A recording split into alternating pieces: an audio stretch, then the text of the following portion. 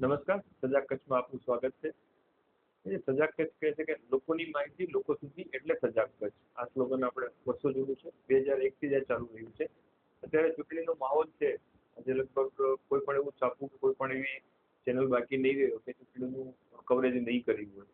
પણ ક્યાંક અમુક વસ્તુ દેખાઈ રહી છે કે આપણે એમ કહીએ છીએ ને કે શરૂઆતમાં જ્યારે ચૂંટણીનો માહોલ હતો એ સમયે દાવેદારો માટે ખો ખો કબડ્ડી હતું કે વેઇટ એન્ડ વોચ એ બધી વાતો આપણે જોઈ સાંભળી અને આખરે અંતે રાજકીય પક્ષોએ પોતાના દાવેદારો ઉમેદવારોને નામ જાહેર કર્યા.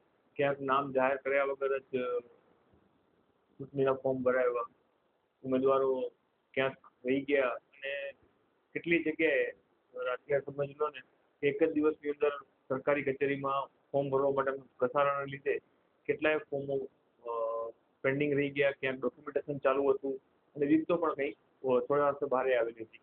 જે વિગતો મળી એની અંદર ઘણી બધી વસ્તુ એવી બની કે લોકોએ ઉમેદવારોએ જે ફોર્મ ભરેલા એમાં ક્યાંક મેન્ડેટ પણ નથી મળેલું અથવા તો કોઈ રાજકીય પક્ષો હતા કે જે ચૂંટણી લડવાની છે એના ઉમેદવારો તો જાહેર કરી નાખ્યા પણ એ ઉમેદવારો ફોર્મ ભરવા તરફ નીકળ્યા જ નહીં. ને આખું કહે છે કે બધા વોર્ડની અંદર આપણે ઉમેદવારી કરવાની છે, દાવેદારી નોંધાવવાની છે, ચૂંટણીના ફોર્મ ભરવાના છે.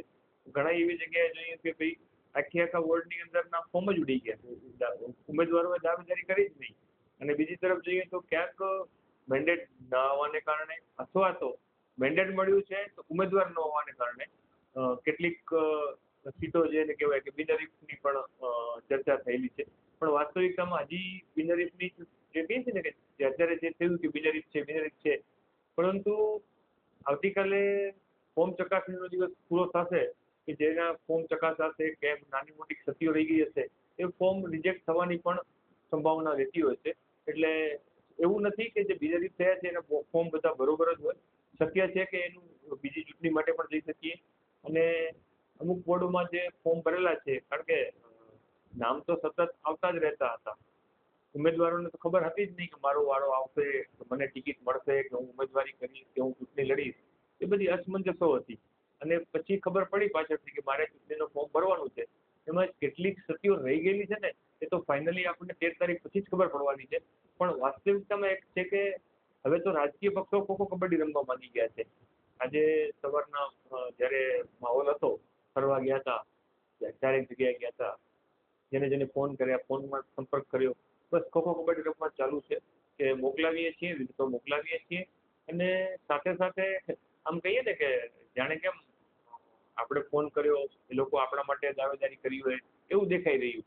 પણ કાંઈ નહીં. આજે એના ફોર્મ ભરાણા છે નથી ભરાણાની વિગતો આપે કે ના આપે આપણે સજાગ કચ્છ ઉમેદવારો પાસે જવા માટેનું આયોજન બેસાડી બેઠું છે અને બસ વાત એક જ જોવાય છે કે જે દાવેદારોના ફોર્મ ચકાસણી કર્યા બાદ કોણ વધ્યું છે બાકી ઉમેદવારીમાં દાવેદારો સચોટ કેટલા વધ્યા છે એના પછી આગળનું પ્લાનિંગ આપણે વિચારી બેઠા છીએ કે દરેક ઉમેદવારને એવો પ્લેટફોર્મ આપવું છે કે એ પોતાના કાર્યો માટે સતત પ્રયત્નશીલ રહે છે કે નહીં એ પોતાના શબ્દોમાં બોલી શકે એના માટેનું પણ આપણે આયોજન વિચારી રહ્યા છીએ અને એ વિચારીને જ આગળ વધી રહ્યા છીએ. આવતીકાલે સાંજના જ્યારે ખબર પડી જશે કે કેટલા ફોર્મ રિજેક્ટ થયા અથવા તો રિજેક્ટ ના થયા, કેટલા ફોર્મ રહ્યા અને કેટલા ઉમેદવારો રહ્યા એની વિગતો મળી જશે.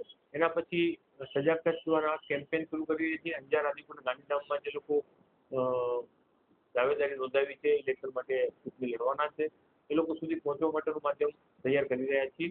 ક્યાંક ટીમ પણ તૈયાર થઈ રહી છે. આવતીકાલે પાછા મળશું કારણ કે કાલે કેવું જ પડશે કેટલા ફોર્મમાં રિજેક્ટ થયા, રિજેક્શન થયું, કેટલા ફોર્મ ન ભરણા અને વોર્ડ વિનરી થયા અત્યારે એ જોવાનું રહ્યું છે. બસ અત્યારે આટલું જ. આવા તીખા વચનો સાથે પણ અમે આવશું કારણ કે બધું સારું હોય એવું પોસિબલ નથી હોતું. ક્યાંક એવું લાગતું હશે કે રાજકીય પક્ષોને કંઈક કહેવા જેવું થતું હશે તો આપણે કહેશું પણ ખરા. માત્ર ને માત્ર રાજકીય પક્ષો ઇવન અપક્ષો પણ અપક્ષ ઉમેદવારોએ પણ ઉમેદવારી નોંધાવેલી છે એ લોકો પાસે પણ જવાનું અમે આયોજન કર્યું છે. એમાં કોઈ એવું પક્ષ કે નહીં પણ ગુજરાતમાં બધી જગ્યાએ આવું ચાલે છે. ગાંધીધામ કચ્છ અમે પહોંચી શકીએ છીએ અંજાર, આદિપુર, ગાંધીધામ સુધીમાં ત્યાં સુધીના જ પ્રયત્નો કરવાના છીએ. બસ કાલે રાહ જોઈએ છીએ એના પછીનું આખું એક્શન પ્લાન આપની સમક્ષ રજૂ કરવામાં આવશે. બસ અત્યારે આટલું જ. હવે રાહ જોઈએ આવતીકાલે શું કઈ રીતનું વાતાવરણ મળે છે. નમસ્કાર. વાત તો કહેતા ભૂલાઈ ગયું. આ તમે વિડીયો જુઓ છો તો આપના જે ઉમેદવાર મિત્રો છે એમને પણ આપ મોકલજો, જેથી કરીને એમને પણ ખબર પડે કે ક્યાં શું થઈ રહ્યું છે. બસ એટલા કહેવા માટે જ આપને ફરીથી રિકોલ કરી રહ્યા છીએ. કેવો વિડીયો લાગ્યો થોડાક સૂચનો આપો, કારણ કે કંઈક ફેરફાર કરવા જેવું હોય તો અમે ફેરફાર કરી શકીએ. નમસ્કાર.